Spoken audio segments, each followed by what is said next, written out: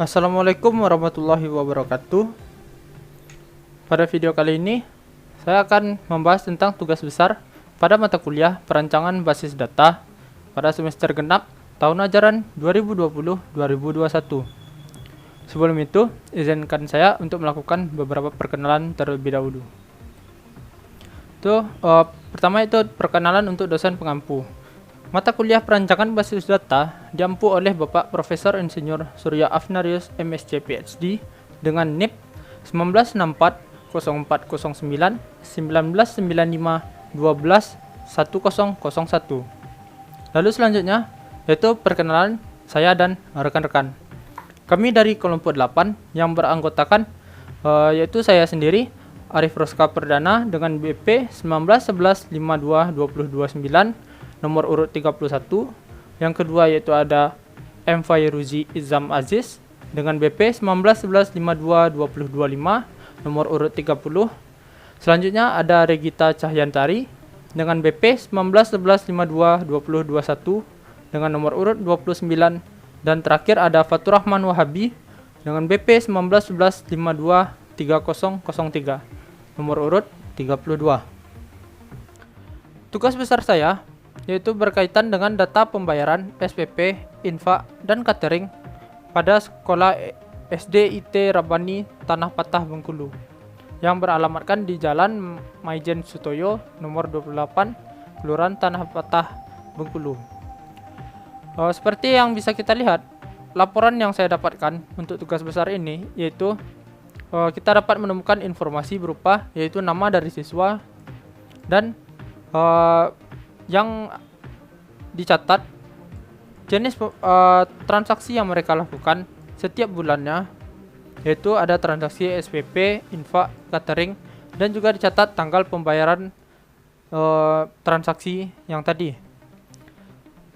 Transaksi ini dicatat untuk setiap bulan dan kebetulan data yang saya dapatkan merupakan data pada tahun ajaran 2018-2019. Selain nama siswa, bulan, dan jenis pembayaran, kita juga dapat menemukan informasi yaitu terdapat pengelompokan per kelas kepada siswanya, yaitu ada kelas 1, kelas 2, kelas 3, kelas 4, kelas 5 hingga kelas 6. Nah, di sini pencatatan dilakukan sepanjang tahun dan tiap sheet Excel mengandung tiap-tiap angkatan kelas. Nah, dari informasi yang saya dapatkan ini, yang ada nama siswa, bulan pembayaran, jenis pembayaran yaitu infak, catering, dan SPP, serta tanggal pembayaran. Dari informasi ini, saya akan membuat perancangan basis datanya. Itu kita langsung saja masuk ke IRD-nya. Nah, dari laporan tadi, inilah IRD yang saya dapatkan. Saya akan mulai menjelaskan yaitu pada IRD yang saya rancang terdapat 5 buah tabel, yaitu ada tabel siswa, tabel kelas, tabel pembayaran, tabel detail pembayaran, dan tabel jenis pembayaran. Nah, tabel siswa sendiri berisi ID siswa sebagai primary key dan nama siswa untuk menyimpan data nama siswa.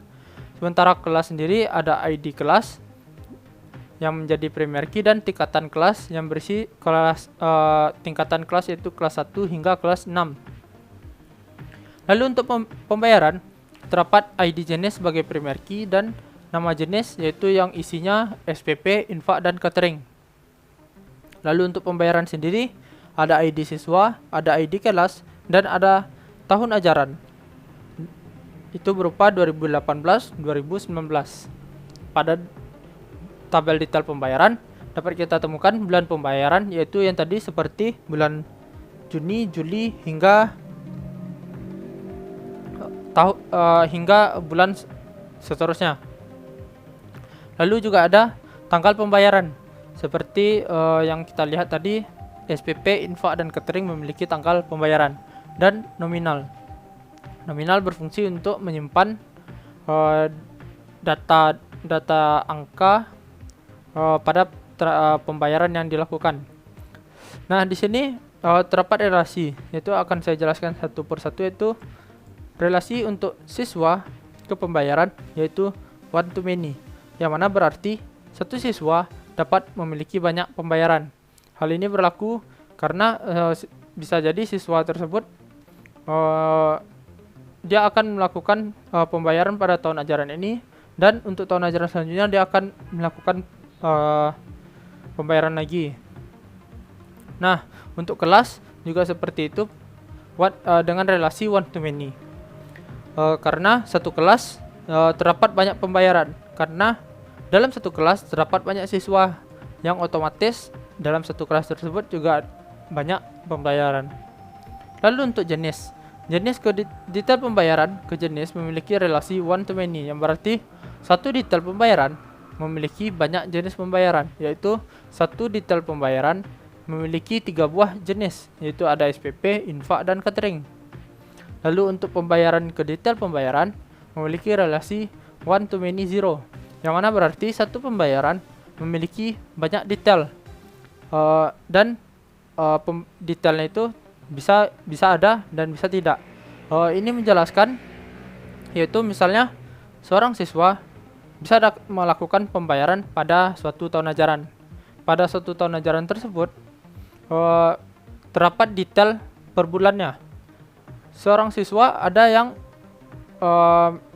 yang full untuk 1 tahun detail pembayarannya, dan ada yang detail pembayarannya itu kosong beberapa. Makanya kita menggunakan relasi zero.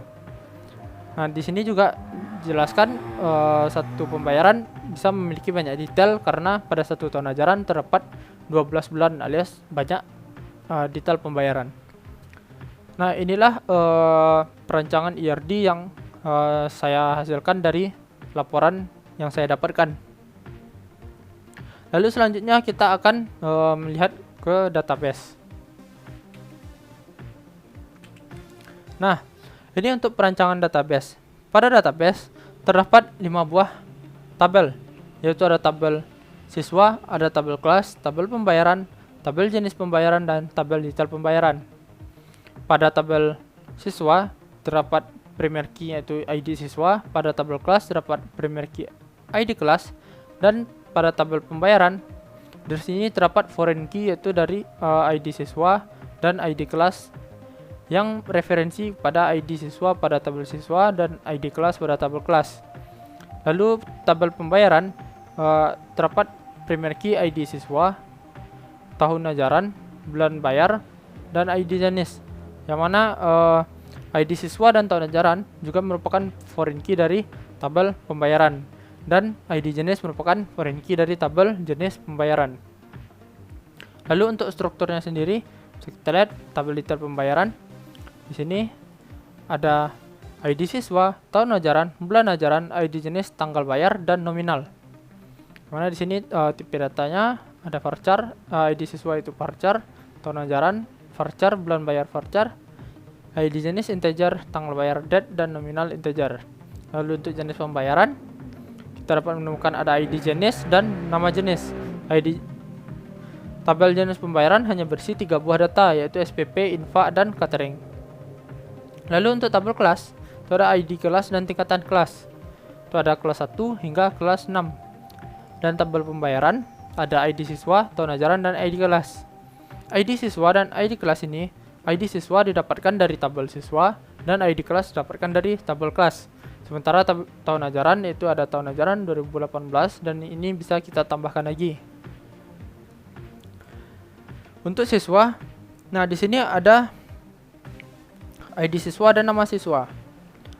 Ini sudah ada beberapa data yang sudah saya inputkan. Lalu untuk selanjutnya kita akan melihat pada program yang saya hasilkan. Nah, inilah tampilan untuk program yang saya kerjakan. Ada menu halaman utama, tambah data siswa, tambah data pembayaran, tambah jenis pembayaran, lihat data, dan lihat data pembayaran. Kita akan demokan satu persatu. Untuk pertama itu kita ingin menambahkan data siswa. Misalkan kita ingin menambahkan siswa dengan kode K2 tes. Dan misalkan saya masukkan nama saya itu Arif Roska. Lalu kita ingin di kelas 4 dan tahun ajaran 2018-2019. Silakan kita simpan. Lalu kita simpan. Oke, data sukses ditambahkan. Bisa kita lihat pada lihat data siswa. Nah, di situ sudah bisa kita temukan Arif Roska kelas 4 tahun ajaran 2000. Dan pada lihat data pembayaran juga bisa kita temukan. Kenapa kosong? Karena datanya belum kita inputkan. Lalu kita coba untuk menambahkan data pembayaran. Kita klik menu tambah data pembayaran, maka akan tampil list siapa saja siswa yang ada. Lalu kita pilih siswa yang ingin kita tambahkan data pembayarannya. Kita pilih yang nomor 4. Lalu kita pilih misalkan kita ingin menambahkan di bulan Juni, kita ingin SPP. Lalu kita setting tanggalnya hari sekarang saja. Lalu kita masukkan SPP-nya itu 350.000. Ketika sudah, kita tekan simpan. Lalu data sukses ditambahkan. Bisa kita lihat pada di sini. Nah, di sini Arif Roska. Nah, di sini 350.000 dan sudah ada tanggalnya tanggal sekarang. Misalkan kita ingin menambahkan info. Kita tekan lagi menunya. Kita pilih Arif Roska. Lalu kita pilih bulan Juni, kita tambahkan info dan kita pilih tanggalnya. Misalkan kita ingin tanggal 27 bulan April. Lalu kita tambahkan info 30.000. Kita tekan simpan. Oke, data sukses ditambahkan. Kita lihat pada data pembayaran. Nah, sudah ditambahkan dan tanggalnya berubah menjadi tanggal terakhir kita menginputkan. Lalu kita ingin menambahkan catering misalnya. Kita tambahkan, lalu kita tambahkan, pilih Juni, pilih catering, lalu kita pilih tanggalnya itu tanggal 2 misalkan, pilih 10.000, kita pilih simpan. Oke, data sukses ditambahkan. Nah, di sini sudah ada datanya itu Arif Roska, tahun ajaran, SPP, info dan ini sudah ada tanggalnya. Berarti data sukses kita inputkan. Nah, selanjutnya kita ingin ada menu yang bernama tambah jenis pembayaran. Menu ini berguna untuk menambahkan jenis pembayaran. Misalkan jika sekolah ingin menambahkan jenis pembayaran baru, misalkan seperti iuran ekskul atau yang lain, maka sekolah bisa memasukkan ID jenis pembayaran. Misalkan masukkan 4, lalu masukkan nama jenis pembayaran, misalkan pembayaran ekskul. Lalu sekolah bisa menekan simpan. Namun karena kita hanya menggunakan 3, kita tidak akan menambahkan data jenis pembayaran. Lalu selanjutnya ada menu lihat data siswa. Pada menu ini akan menampilkan list siapa saja siswa yang ada. Lalu kita bisa untuk memilih ingin mengedit data siswa, mengedit data pembayaran, dan menghapus data siswanya. Misalkan kita ingin mengedit data siswa, kita ingin mengedit nama Arif Roska tadi, kita ingin mengganti namanya menjadi Putra, dan kita ingin mengganti kelasnya. Misalkan kita tekan edit, kita masukkan namanya Putra, lalu kita pilih misalkan kelasnya kelas 6, tahun ajarannya kita set sama saja, kita tekan simpan. Oke, data sukses diubah. Kita lihat. Nah, di sini namanya sudah berubah dan kelasnya juga sudah berubah. Kita lihat di tampilan tadi. Nah, di sini juga berubah dan data transaksinya masih tetap ada. Lalu selanjutnya pada menu tersebut ada menu edit pembayaran. Nah, ketika kita tekan, dia akan menampilkan semua data pembayaran pada yang telah dilakukan si Putra. Misalkan kita ingin mengedit, maka akan tampil form edit pembayaran. Karena kita tidak akan mengeditnya, kita ingin menghapus misalkan. Kita ingin menghapus yang info misalkan, kita tekan hapus. Apakah Anda ingin menghapus? Oke, data sukses dihapus. Mari kita lihat. Nah, di sini untuk Putra, data infonya sudah hilang. Lalu selanjutnya, misalkan kita sudah mengedit data siswa, kita sudah juga melakukan edit data pembayaran. Misalkan kita ingin menghapus data si Putra tadi, lalu kita tekan hapus. Apakah Anda ingin menghapus data? Oke, data sukses dihapus. Putra sudah tidak bisa lagi ditemukan. Dan pada lihat data pembayaran sudah menghilang. Nah, selanjutnya ada menu lihat data pembayaran. Menu ini merupakan menu untuk menampilkan semua siswa dan semua pembayaran yang dia lakukan. Menu ini merujuk kepada laporan yang telah saya dapatkan di awal, dengan tampilan yang sama, dengan struktur yang sama. Nah, di sini saya juga sudah menginputkan beberapa data yang saya ambil pada beberapa satu orang per kelas. Ini merupakan datanya, dan data ini sudah kita inputkan seperti demo yang sudah saya lakukan tadi. Jika kita ingin mencetak, kita tekan tombol cetak, maka akan muncul semacam pop-up. Nah, di sini kita bisa memilih page-nya, bisa destinasi, bisa layout, dan juga kita bisa memilih ukuran kertas, lalu skala untuk memprintnya. Misalkan kita ingin memperbesar, tinggal kita atur saja, tapi saya akan memilih untuk 50. Nah, jika ingin melihat, kita bisa zoom. Nah, di sini data yang sudah didapatkan. Nah, lalu jika ingin print, maka kita tinggal tekan print.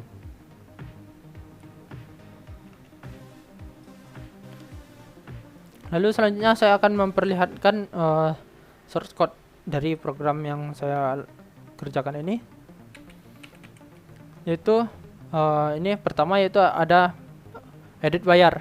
Edit bayar ini merupakan bisa kita lihat, pertama itu ada proses untuk menghapus data pembayaran.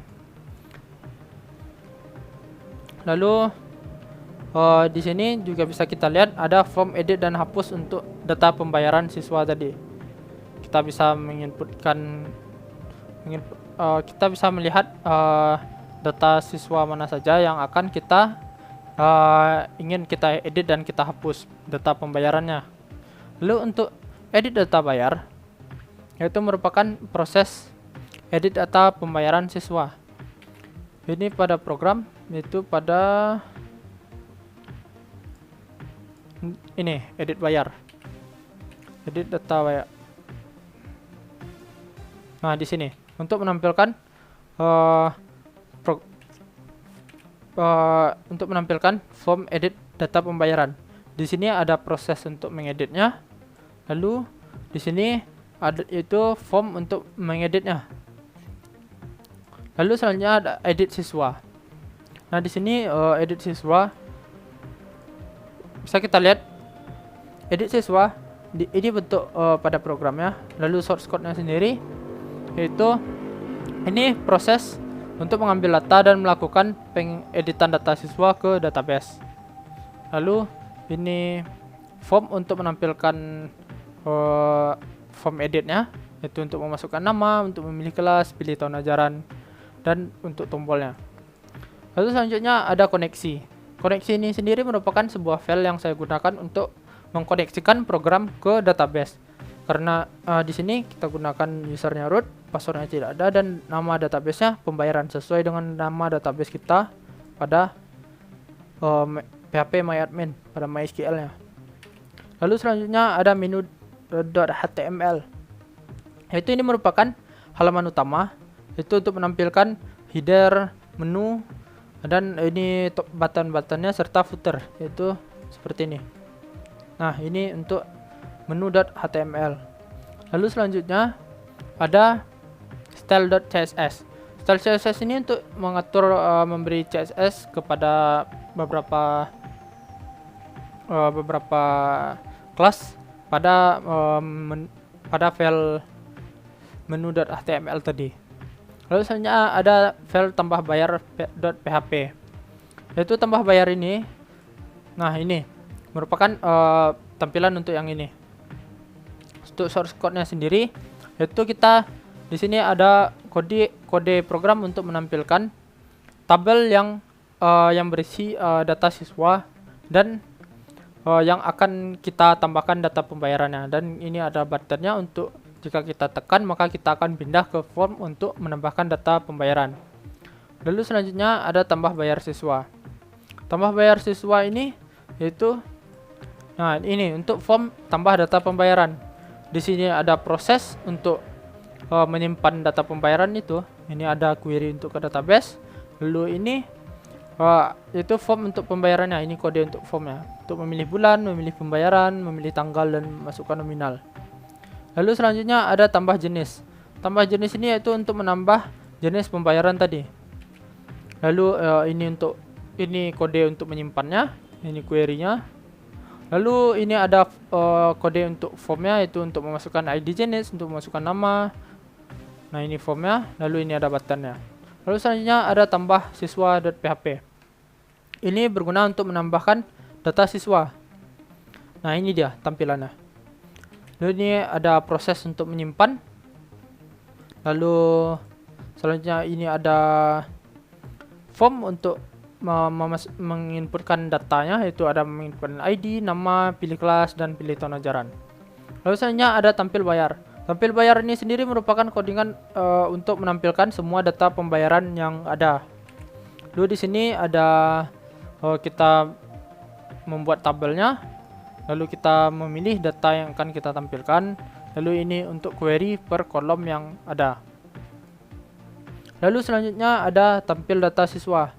Tampil data siswa ini sendiri, nah ini pada menu lihat data siswa.